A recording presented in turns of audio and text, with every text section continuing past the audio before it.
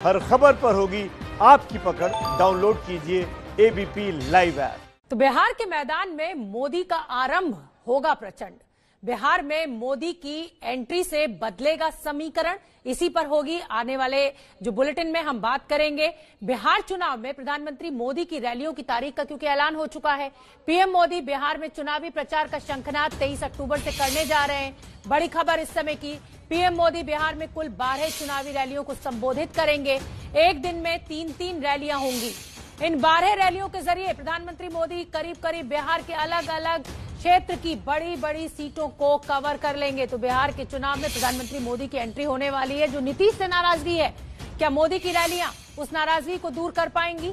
ये तो चुनाव के नतीजे ही बताएंगे। लेकिन 23 अक्टूबर को सासाराम से शुरुआत होगी और 12 धुआंधार रैलियां होंगी। ये तो वो रैलियां हैं जहां पर खुद प्रधानमंत्री मोदी पहुंचेंगे। उसके अलावा वर्चुअल रैलियां भी होंगी। तो बिहार के चुनाव में प्रधानमंत्री मोदी की होने वाली है एंट्री। प्रधानमंत्री जी बिहार में 12 रैलियां करेंगे। इसमें सबसे पहले 23 तारीख को आदरणीय प्रधानमंत्री जी सासाराम में पहली रैली करेंगे, गया में दूसरी रैली करेंगे और भागलपुर में तीसरी रैली करेंगे। उसके बाद 28 तारीख को प्रधानमंत्री जी का फिर समय हमें प्राप्त हुआ है। 28 तारीख को प्रधानमंत्री जी दरभंगा में पहली रैली करेंगे, मुजफ्फरपुर में दूसरी रैली करेंगे और पटना में तीसरी रैली करेंगे। उसके बाद आदरणीय प्रधानमंत्री जी 1 तारीख को 1 नवंबर को फिर बिहार आएंगे। पहली रैली 1 तारीख को छपरा में करेंगे, दूसरी रैली पूर्वी चंपारण में करेंगे और तीसरी रैली समस्तीपुर में करेंगे। और अंततः फिर एक बार आदरणीय प्रधानमंत्री जी 3 तारीख को बिहार में आएंगे और 3 तारीख को पहली रैली पश्चिमी चंपारण में होगी, दूसरी रैली सहरसा में होगी और तीसरी रैली फारबिसगंज अररिया में होगी। इस प्रकार से कुल 12 रैलियां ये लिखा हुआ सही है? आदरणीय प्रधानमंत्री जी करेंगे। तो चलिए, तमाम हमारे सहयोगी जो कि इस समय फील्ड में मौजूद हैं और पल पल का अपडेट हम तक पहुंचा रहे हैं कि बिहार में इस बार ऊंट किस करवट बैठने जा रहा है। सासाराम में प्रधानमंत्री मोदी की पहली रैली होनी है और सासाराम से मेरे साथ ज्ञानेंद्र तिवारी जुड़ेंगे। और हम आपको बता दें कि पटना से हमारे राजनीतिक संपादक पंकज झा जुड़ेंगे, आरा से जैनेंद्र और मधेपुरा से आदेश सिंह। मैं पंकज झा से शुरुआत करूंगी। पंकज, नीतीश कुमार से बहुत नाराजगी है, एंटी इनकम्बेंसी का भी फैक्टर बहुत बड़ा फैक्टर है। लेकिन क्या प्रधानमंत्री मोदी की जो रैलियां जब ये शुरू होंगी तो रुख बदलता हुआ आप देख रहे हैं? जी हाँ, देखिए, इसमें कोई दो राय नहीं है कि मोदी सबसे बड़े ब्रांड हैं, भले ही ये चुनाव विधानसभा का ही क्यों ना हो। और देखिए, रैलियों की जो टाइमिंग है, हालांकि वो 23 तारीख से शुरुआत कर रहे हैं सासाराम से, लेकिन जिस दिन पहले दौर का मतदान होगा शोभना, उस दिन जैसे कि 3 तारीख को है, 28 तारीख को पहले दौर का मतदान है, दूसरा दौर का मतदान 3 तारीख को है, 3 नवंबर को। तो दोनों दिन जब बिहार में वोटिंग हो रहे होंगे, मोदी यहाँ रहेंगे। 12 रैलियां हैं बिहार के अलग अलग इलाकों में और ये जानकारी मिली है कि जो एक दिन में 3 रैली होगी, उसमें से एक रैली में नीतीश कुमार होंगे। तो दोनों, मोदी और नीतीश दोनों एक मंच पर दिखेंगे। एक एंटी इनकम्बेंसी का फैक्टर तो है ही, नीतीश यहाँ 15 साल से हैं। दूसरा, दोनों के बीच में यानी जेडीयू और बीजेपी के बीच में जिस तरीके से एलजेपी के तमाम वो उम्मीदवार चुनावी मैदान में हैं जो कभी बीजेपी में हुआ करते थे, जिसको लेकर दोनों पार्टियों के बीच में अंदर ही अंदर खटपट है, तो वो भी मंच से देखना होगा कि मोदी और नीतीश जब साथ साथ होते हैं तो क्या बोलते हैं। लेकिन एक तरीके से वही चुनावी अभियान की शुरुआत होगी एनडीए की, जब मोदी होंगे मंच पर। बिल्कुल, अब बने रहिए पंकज झा और सासाराम में, क्योंकि ज्ञानेंद्र तिवारी मौजूद है और पहली रैली सासाराम से ही होनी है प्रधानमंत्री मोदी की। ज्ञानेंद्र, क्या मूड है वहां की जनता का? क्या मोदी के आने से रुख अलग बदलेगा? शोभना, वैसे तो हर दिन होटल से हम लोग निकलते हैं, लेकिन जब आज मैं निकल रहा था तो मैंने अपने कैमरा पर्सन को कहा कि जल्दी करो, 1 बजे बताना है सासाराम में मोदी की पहली रैली है। 4-5 लोग वहां खड़े थे। मोदी सासाराम आ रहे हैं क्या? मोदी सासाराम आ रहे हैं क्या? मैंने कहा हाँ, कब आ रहे हैं? तो ये जो आप कह रही हैं मूड की, तो उत्सुकता तो देखिए निश्चित तौर पर बनी हुई है यहाँ लोगों में। और जैसा कि पंकज जी ने कहा कि सबसे बड़े ब्रांड है नरेंद्र मोदी। दो तीन चीज मैं आपको दिखा दूं। सासाराम के चौराहे में हूं तो दिखाते और बताता चलूं कि किस तरह से जिला निर्वाचन अधिकारी ने अपनी तैयारी कोरोना काल में चुनाव के लिए करवा ली है। और यहाँ देखिए 28 अक्टूबर को मतदान है और 23 को शुरुआत शोभना यहीं से कर रहे हैं प्रधानमंत्री नरेंद्र मोदी।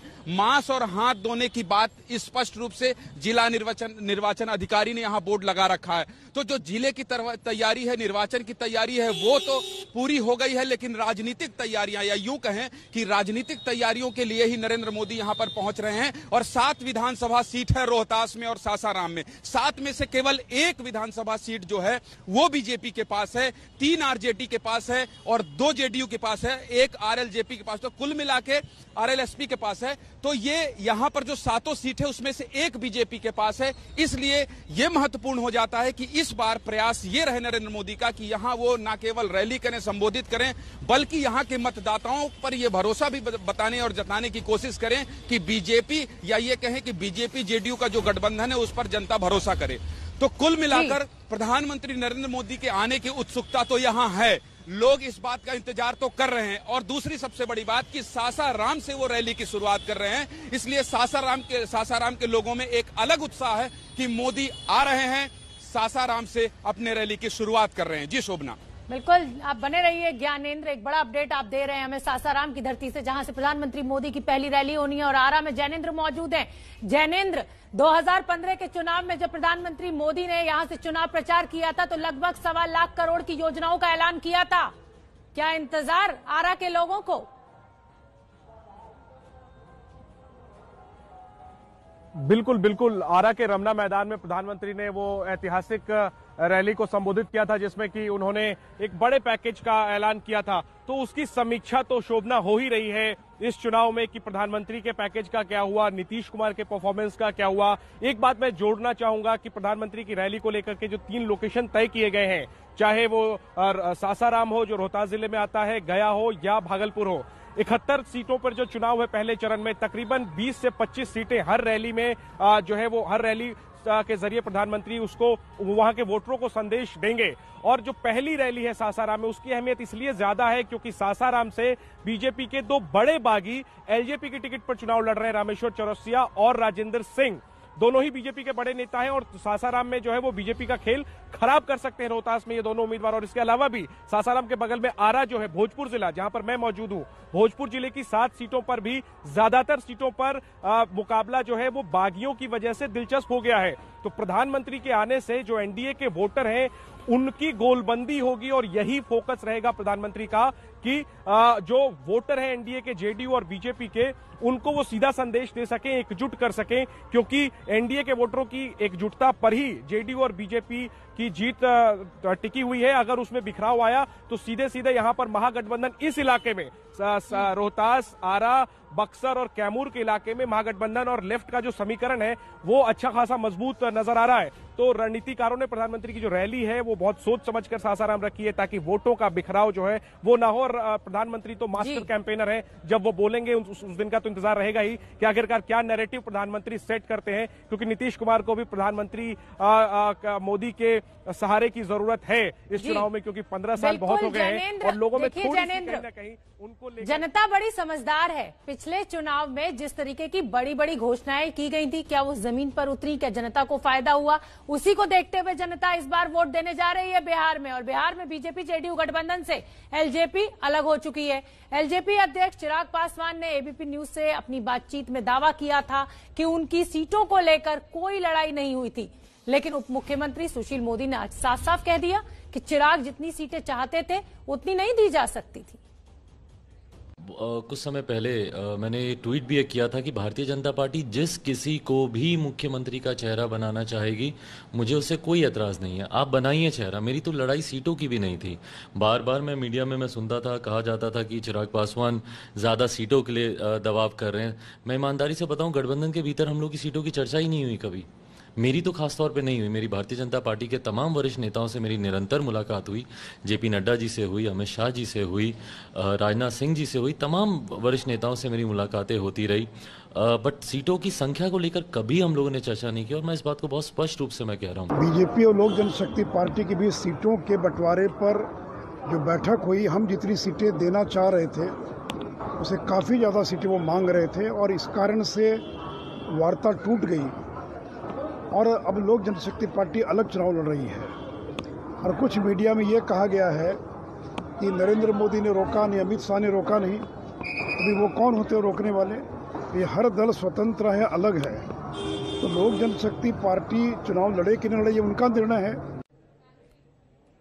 तो आपने सुशील मोदी को सुना, आपने चिराग पासवान को भी सुना, साफ साफ यही कहना कि सीटों पर बातचीत नहीं बनी। लेकिन चिराग पासवान कह रहे हैं सीटों पर तो हमने बात ही नहीं की।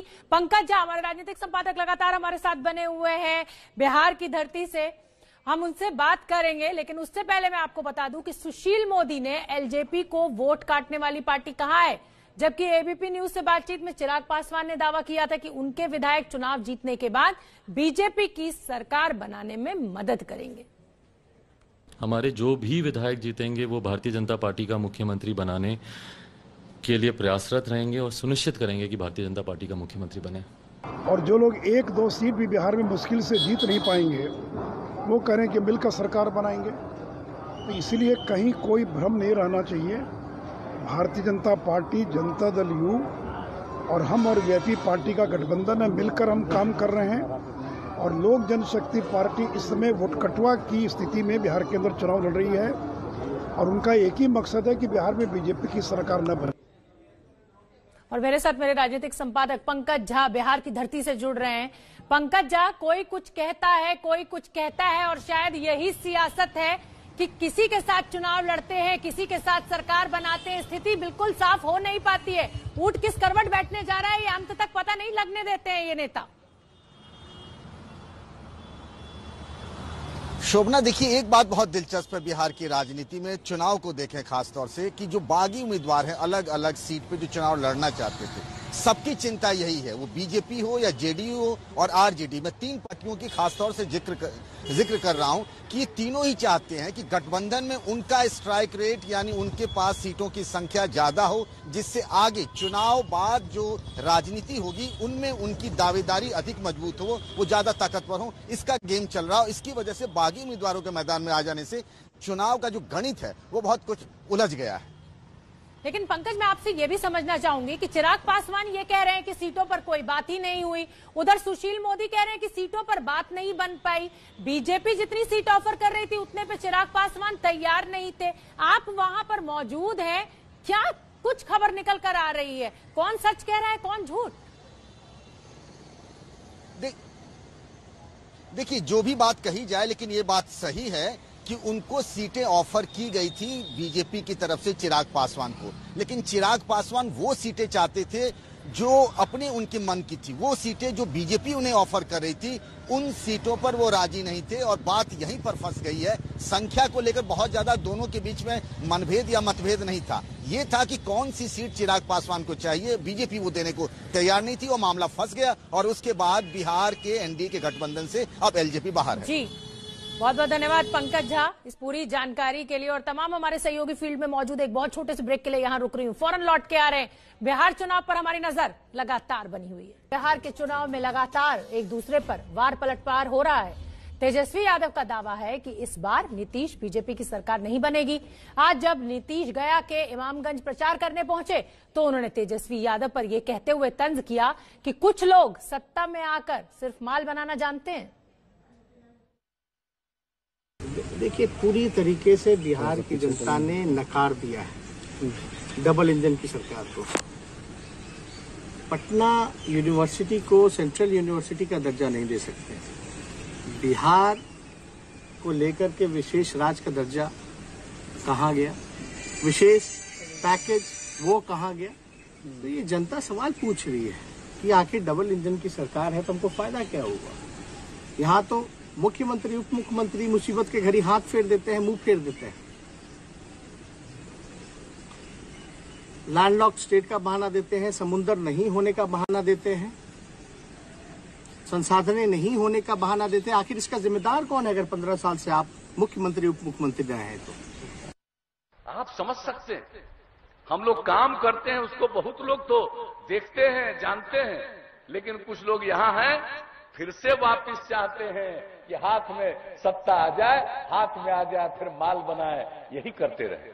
लेकिन एक एक बात से आप लोग सावधान रहिएगा हर तरह से, और मिलजुल करके हम लोगों को पूरी मजबूती के साथ और फिर से एनडीए को, राष्ट्रीय जनतांत्रिक गठबंधन को विजयी बनाना है, बिहार को आगे बढ़ाने का। और जो बिहार में हम लोग काम करते हैं